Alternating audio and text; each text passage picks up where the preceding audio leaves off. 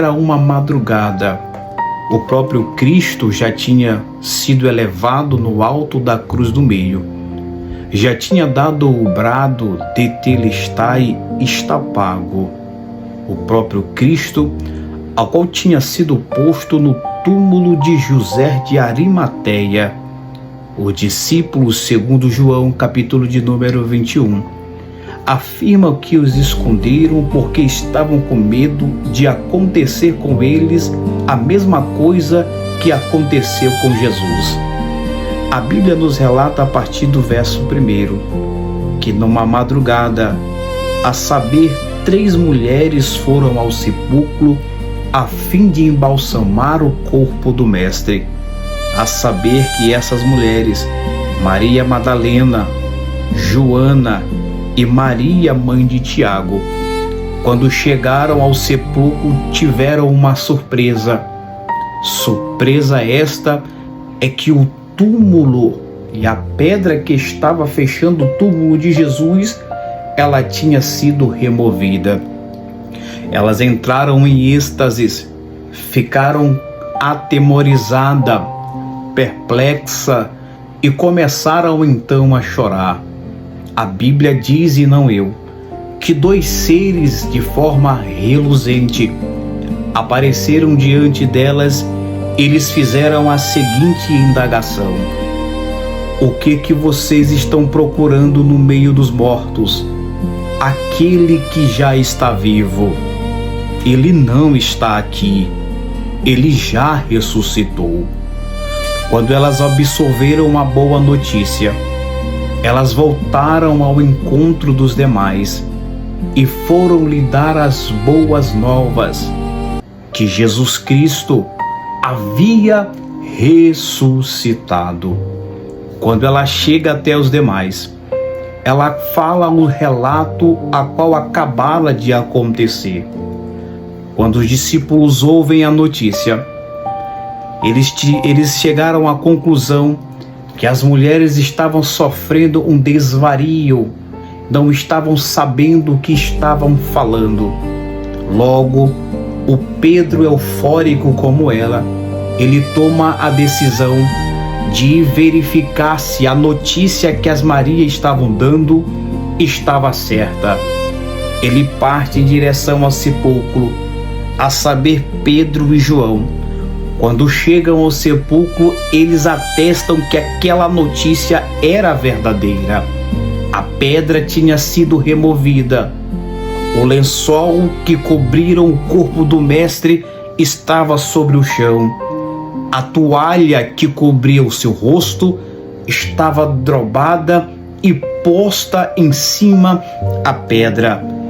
Eles voltam e dão a notícia aos demais e afirmam as notícias que as Maria acabaram de trazer, a saber, Madalena, Joana e a mãe de Tiago. Elas não estão sofrendo desvario algum. A notícia é verdadeira.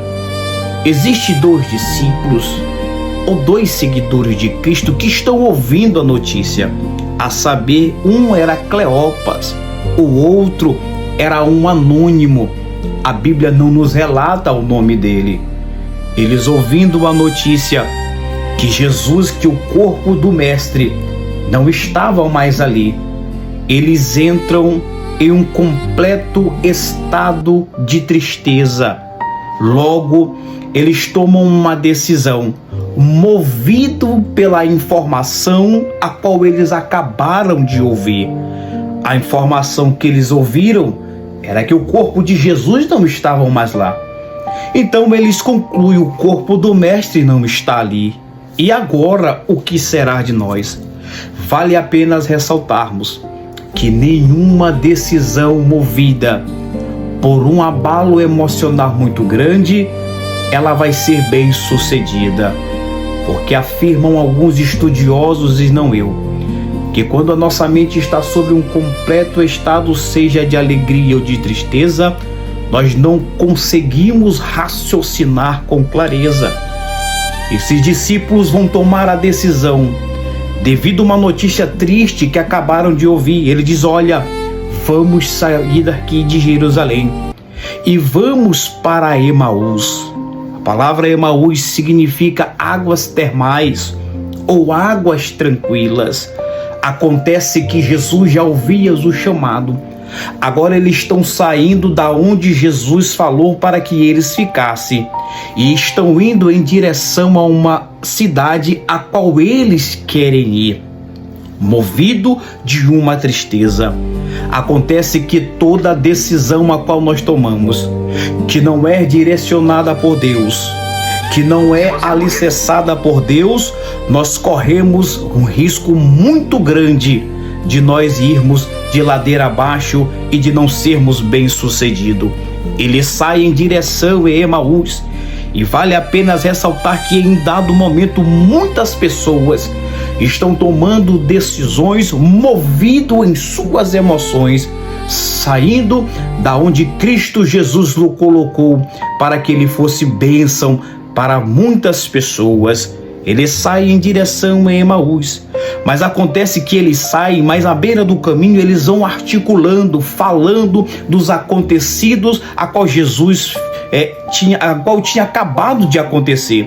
Enquanto eles iam falando a respeito de Jesus, Jesus aparece entre eles. Mas só que eles estão tão cegos pelo abalo emocional que tiveram, que eles não conseguem reconhecer que era Jesus. E Jesus faz a seguinte indagação: que história é essa aí que vocês estão conversando?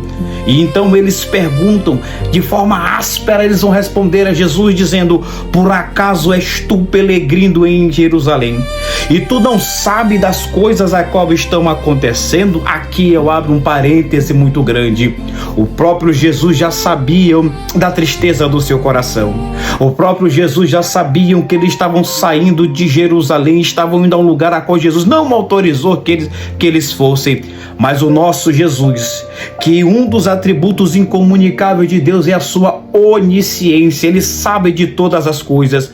Mas Jesus faz a pergunta a fim de ouvir dos próprios lábios dele, porque falar, meus queridos irmãos, é terapêutico. O próprio Cristo disse: com tua boca creres e em teu coração confessares que Jesus Cristo morreu, ressuscitou dentre os mortos, verdadeiramente sereis salvos.